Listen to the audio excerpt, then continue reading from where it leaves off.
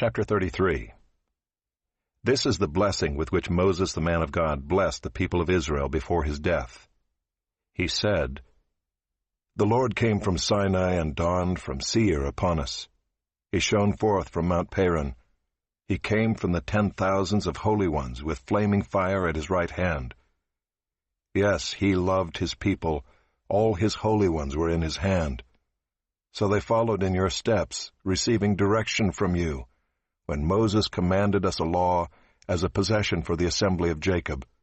Thus the Lord became king in Jeshurun, when the heads of the people were gathered, all the tribes of Israel together. Let Reuben live and not die, but let his men be few." And this he said of Judah, "Hear, O Lord, the voice of Judah, and bring him into his people. With your hands contend for him, and be a help against his adversaries."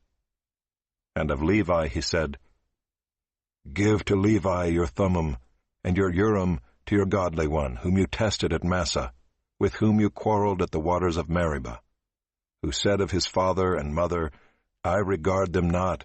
He disowned his brothers and ignored his children, for they observed your word and kept your covenant. They shall teach Jacob your rules and Israel your law. They shall put incense before you and whole burnt offerings on your altar. Bless, O Lord, his substance, and accept the work of his hands. Crush the loins of his adversaries and those who hate him, that they rise not again." Of Benjamin he said, "The beloved of the Lord dwells in safety. The high God surrounds him all day long and dwells between his shoulders."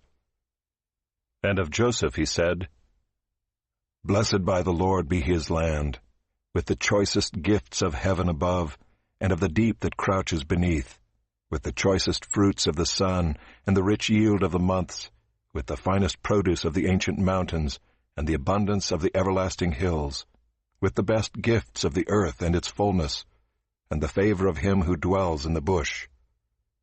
May these rest on the head of Joseph, on the pate of him who is prince among his brothers. A firstborn bull, he has majesty, and his horns are the horns of a wild ox. With them he shall gore the peoples, all of them, to the ends of the earth. They are the 10,000s of Ephraim, and they are the thousands of Manasseh." And of Zebulun he said, "Rejoice, Zebulun, in your going out, and Issachar in your tents. They shall call peoples to their mountain. There they offer right sacrifices, for they draw from the abundance of the seas and the hidden treasures of the sand." And of Gad he said, "Blessed be he who enlarges Gad.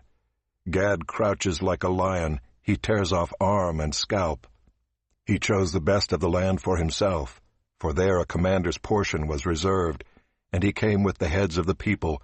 With Israel he executed the justice of the Lord and his judgments for Israel." And of Dan he said, "Dan is a lion's cub that leaps from Bashan."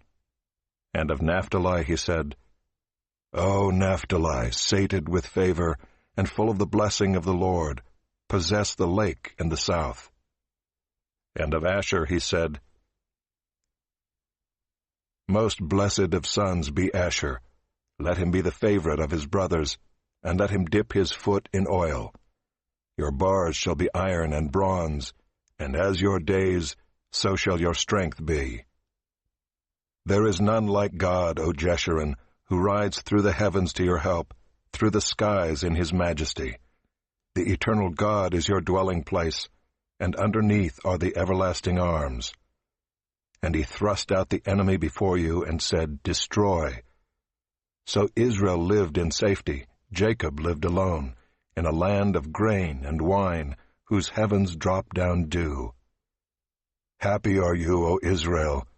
Who is like you, a people saved by the Lord, the shield of your help, and the sword of your triumph? Your enemies shall come fawning to you, and you shall tread upon their backs."